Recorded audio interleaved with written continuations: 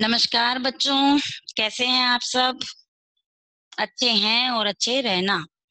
ठीक है। कल हमने पढ़ा था बिलस्य वाणी न कदापि में श्रुता।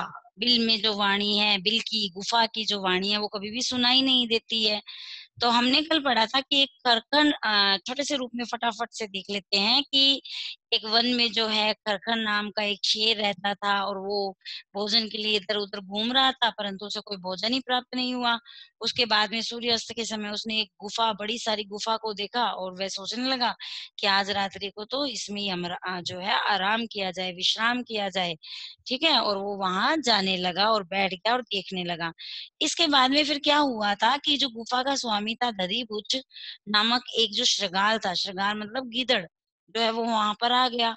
और उसने देखा कि जहां तक उसने देखा, उसे वहां तक किसी के पैरों के निशान दिख रहे थे, कि मतलब कोई जो है गुफा के अंदर तो नहीं गया, पर वहां पर कहीं गया है, उसको ऐसा लग रहा था। है ना कि उसने कहा था कि गुहाया प्रविष्टा दृश्यते न च बहिरागता, कि जाते हुए तो दिखाई दे रहा है पर आते हुए दिखाई नहीं दे रहा है। उसके बाद में क्या हुआ था, वो अपने आप से तर्क करने लगा था, सोचने लगा था कि मैं जोर जोर से बोलूं और मैं गुफा को जो है संबोधित करूं। बोला था ना, बो बिल, है ना कि अरे गुफा, देखो बो बिल, अरे गुफा। और ऐसा करके वो वहां पर बोलने लगा, परंतु फिर क्या हुआ कि अंदर से जो है कोई आवाज ही नहीं आ रही थी। उसके बाद में फिर जो है उसने आह्वान किया कि तुमने तो मुझसे प्रॉमिस किया था, हमारे बीच में एक ऐसी शर्त लगी थी कि जब मैं आऊंगा तभी जो है तुम जाओगे, मतलब ये शर्त थी, परंतु तुमने उसका पालन नहीं किया। फिर मैंने आपको एक चीज समझाई थी यहाँ, एतत् चुतवा। ये चुतवा जब हम इसमें संधि करेंगे तो ये श्रुतवा बन जाता है। ठीक है। तो इसको बोलते हैं एतत् श्रुतवा। और उसके बाद में वो कहा कि जो अंदर बैठा था वो ये सोच रहा था कि निश्चय ही जो ये गुफा है वो अपने स्वामी का आह्वान करती है, मतलब इसका स्वामी जब आता है तो वो बोलती है, परंतु जो है वो मेरे डर से कुछ भी नहीं बोल रही है। इतना हमने पढ़ा। अब आगे देखो, अथवा साध्विदम उच्यते। साधु प्लस इदम कल बताया। इसके बाद में जो है वो यह बोला साधु, साधी मतलब सही, है ना, साधु वचन, अच्छे वचन, सही वचन, वैसे ही साधु बना। तो वचन कहते हुए कहा, उच्च धातु बोलने के अर्थ में आती है। कहा कि यह सही कहा। क्या कहा देखो, भय सनत्रस्त मनसाम हस्तपादिका क्रिया प्रवर्तन्ते न च वाणी च वेपुतश्चा अधिको भवेत। अर्थात क्या कहा कि भय स्वतंत्र मनसा, कि डर के मारे हस्तपादि का, हस्त प्लस पाद अर्थात हाथ और पैर जो है वो क्रिया नहीं कर रहे हैं, कार्य नहीं करते कर रहे हैं। प्रवर्तन्ते न च वाणी वेपुतश्चा अधिको भवेत। और जो वाणी है उसमें वेपुत, वेपुत माने कंपन।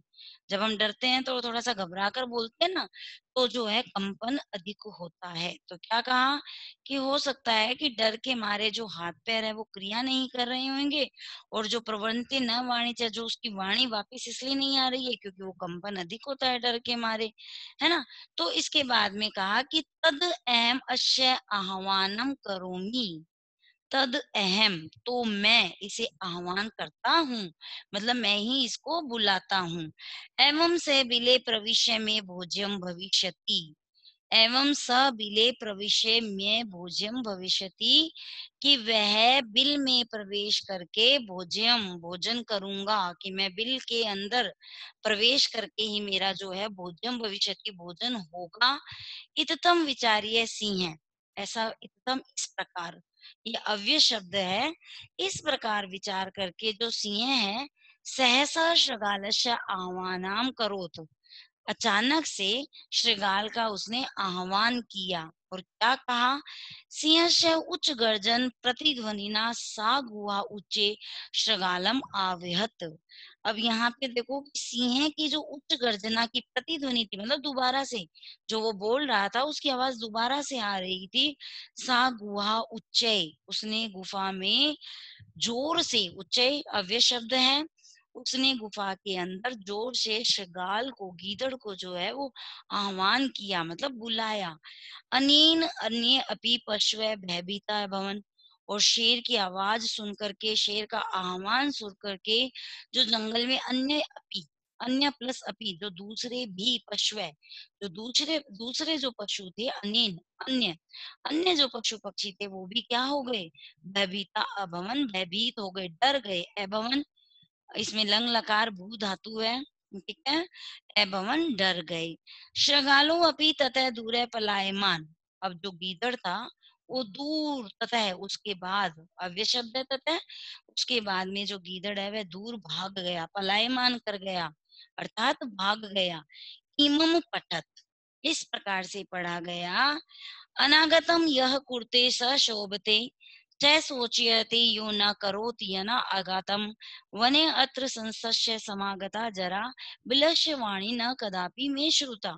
अब वो जो शेर है, सिंह है, वो बोलता है कि अनागतम यह कुर्ते स शोभते, अनागत यह कुर्ते च शोभते, कि जो बिना सोचे समझे कोई कार्य करता है, तो नीचे वाली लाइन में आएगा, ऊपर वाले में क्या आएगा कि अनागतम यह कुर्ते शोचते, कि जो परेशानी आने वाली होती है उसके बारे में पहले से ही अगर कोई सोच लेता है तो वह शोभायमान होता है। स सोचयति यो न करोता आगतम, और जो नहीं सोचता है वह शोभायमान नहीं होता, मतलब उसका विनाश ही होता है। मैंने अत्र संसस्य समागता जरा, कि मैं इस यहाँ इस वन में रहते हुए मैं बूढ़ा हो गया हूँ, जरा वृद्ध, है ना, मुझे बुढ़ापा आ गया है। शेर जो वो अपने आप को कहता है कि इस जंगल में रहते हुए मुझ में बुढ़ापा आ गया है, परंतु मैंने विलस्य वाणी न कदापि में श्रुता, कि बिल की जो, बिल माने गुफा, जो गुफा की जो वाणी है वो मैंने कभी भी नहीं सुनाई दी है, अर्थात कदापि में श्रुता, में माने मुझे, श्रुता माने सुनाई, कदापि कभी भी। तो बिल की जो आवाज है, गुफा की जो आवाज है वो मुझे कभी सुनाई नहीं दी। तो समझ में आया कि अनागत यह कुर्ते स शोभते स सोचेते यो न करोते अनागतम, अर्थात जो सोच करके कार्य करता है वो शोभायमान होता है, जो बिना सोचे कार्य करता है वो शोभायमान नहीं होता, मतलब शोभा नहीं देती। अग्नि लगने के बाद में अगर आप कुछ उपाय करोगे और आपको पता है कि अग्नि लगने वाली है, अगर आप पहले उपाय कर लोगे तो उस अग्नि से आपका बचाव हो सकता है, परंतु आप बाद में अगर कुछ उपाय करना चाहोगे तो उसका कोई भी उपाय नहीं हो सकता। उसी प्रकार से गीदड़ भी उसी जंगल में रहता था, शेर भी जो है अपना पूरी अवस्था जो है, बुढ़ापे तक की अवस्था उसी जंगल में उसने बिताई थी। तो वो कहता है कि मेरा जो बुढ़ापा है वो इसी जंगल में बीत गया है, परंतु मैंने भी कभी भी विलक्ष्य वाणी न कदापि में श्रुता, मैंने बिल की जो वाणी है, गुफा की जो आवाज है वो कभी भी सुनाई नहीं दी है। तो अर्थात यहाँ पर इसका जो मोरल है, नैतिक मूल्य जो है, वो इस पाठ से हमें यही मिलता है कि व्यक्ति को बिना सोचे समझे कोई कार्य नहीं करना चाहिए। जिस प्रकार से गीदड़ ने मूर्खता दिखाई, वो शेर को डराने चला था परंतु स्वयं डर करके वहां से पलायमान हो गया, भाग गया वहां से। तो आप लोगों को समझ में आ गया। एक बार अपन जल्दी से फटाफट से इसका हिंदी सरलार्थ कर लेते हैं कि एक जंगल होता है जिसमें खरनखर नाम का एक शेर रहता है। वहां पर एक गीदड़ आता है और वो सोचता है, वो देखता है कि किसी के पैरों के निशान जाने के तो हैं परंतु आने के वापस नहीं है, तो वो सोचता है कि आज तो जो गुफा है वो मेरे हाथ से गई। और वो क्या करता है, वो जोर से गुफा को ही बोलने लग जाता है कि तू, तेरे और मेरे बीच में तो ये सौदा हुआ था, शर्त हुई थी कि जब मैं आऊंगा तो मैं तुम्हें आह्वान करूंगा और कि कोई आ नहीं सकता, परंतु तुमने ये गलत किया। ऐसा वो सोच करके सोचता है कि अंदर उसे पता नहीं होता कि सिंह है, डराने के चक्कर में वो आह्वान भी करता है, परंतु अंदर शेर होता है। सिंह जो है वो बाद में बोलता है कि डरा देता है, सिंह जो है वो जोर से आवाज करता है तो उसकी आवाज जो है वो प्रतिध्वनित हो जाती है, मतलब बाहर से अंदर और अंदर से बाहर जो है वापिस जाने लग जाती है। तो इसके जंगल के जितने भी पशु पक्षी होते हैं वो सब डर जाते हैं और गींदड़ भी जो है वो डर के मारे वहां से पलायमान कर जाता है, भाग जाता है।